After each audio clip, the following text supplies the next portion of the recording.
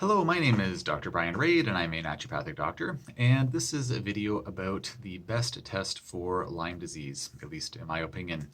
Before I jump into the video, just in case you're watching this on YouTube, if there was an ad before this video, I just want to clarify that I don't receive any financial compensation from YouTube, nor do they ask me for permission about what types of ads they run before any of my videos. So with that out of the way, so there's a question on one of my other videos. Someone had posted just asking the oh my goodness, what was the way they worded it? Was DNA testing, testing for the DNA of Lyme in the blood, the most accurate test for Lyme disease? And so I thought that I would answer that question and just talk about the testing for Lyme in a more general way as well, because I like my videos to be a little bit more than 2 minutes, and I figured I'd be able to cover that in about 2 minutes. So just a little bit of terminology clarification. So when I'm saying Lyme disease, and I'm assuming, I could be wrong, but I'm assuming that the person asking the question was wondering about what's sometimes referred to as chronic Lyme disease, or what is oftentimes referred to as persistent borreliosis, as opposed to just regular old Lyme disease, like I got a tick bite, my knee hurts and I'm tired and I go on doxycycline and I'm cured within a couple of days, sort of thing. So so assuming that that's correct, I hope it is. If that's not the question, if the question is about regular Lyme disease, then the actually testing for regular Lyme disease is actually not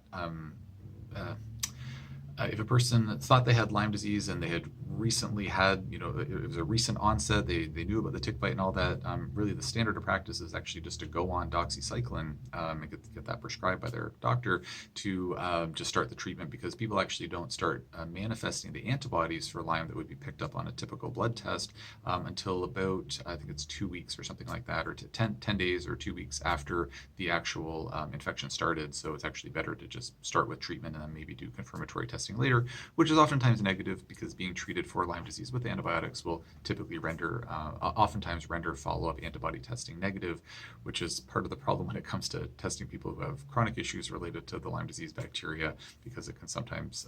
give false negatives. But anyways, going off on a tangent there. So the question was, for chronic manifestations of Lyme, is DNA testing in the blood a good test to run? And so on the one hand, yes, it's a very, very good test, and that is very specific. So if you have a blood sample, it's sent off to a lab, and they find Lyme DNA in there, done through a PCR test, it's a very, very accurate, or it's a very specific test, meaning that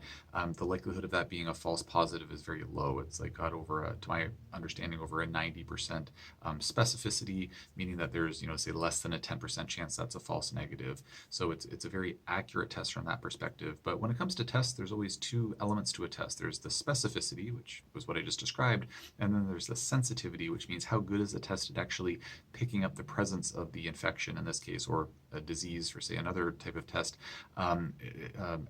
when that test is performed. So to my understanding, the sensitivity of DNA testing for Lyme in the bloodstream and chronic manifestations of Lyme, or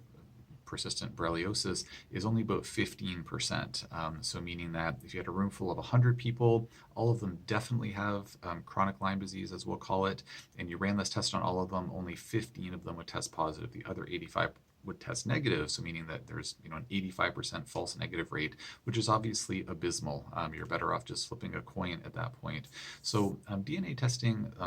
like PCR testing of the blood, it's a reasonable test to run to look for persistent borreliosis if you're running other tests too, because statistically, that's the only test that you're hanging your hat on. You'd have to run it, I'm no statistician, but you'd have to run it dozens of times to approach any semblance of a reliable accuracy in terms of telling us whether or not the test is actually, whether or not the person actually has or doesn't have borreliosis. So meaning that if you ran the test and you kind of got lucky and it came back positive, it's okay, that they were in that, again, the room full of 100 people, 15 of them test positive, all of them have Lyme, 15 of them test positive, 85 don't. Well, if you ran the test and it came back positive, it's I was one of the 15 where it actually picked it up. But if it's negative, well, it doesn't mean they don't have it. they might not have it, but there's only a 15% reliability, so to speak. So it's not a great test in my opinion.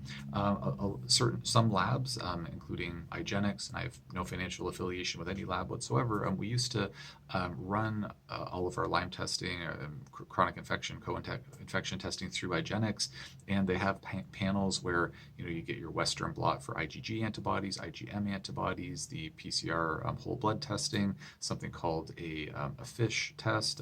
fluorescent in situ hybridization, not something that swims around in the water, and so it would just be one of several tests that they'd run, and every once in a blue moon we'd see a positive PCR test and be like, oh wow, like we're just really, really confident that you have Lyme in your body, and lo and behold, you have it in your body right now. One of the disadvantages of antibody testing is that, especially for Borrelia, is that it really can't tell us definitively if the patient has a current infection or not, or whether they had an infection once upon a time and they just have lingering antibodies kicking around. So one of the glowing advantages of a blood DNA test, aka a PCR test for Lyme, is that if it comes back positive, then to my understanding, it's a strong confirmation there's actually an active infection right now at this point in time. Now, in my opinion, a better test to run is something called an ELISpot test, or an enzyme-linked immunospot test, and not many labs run that. IGeneX does offer it. The lab we typically use is called Armin Labs in Germany, and they offer it as well, and they offer ELISpot testing for a number of different microbes.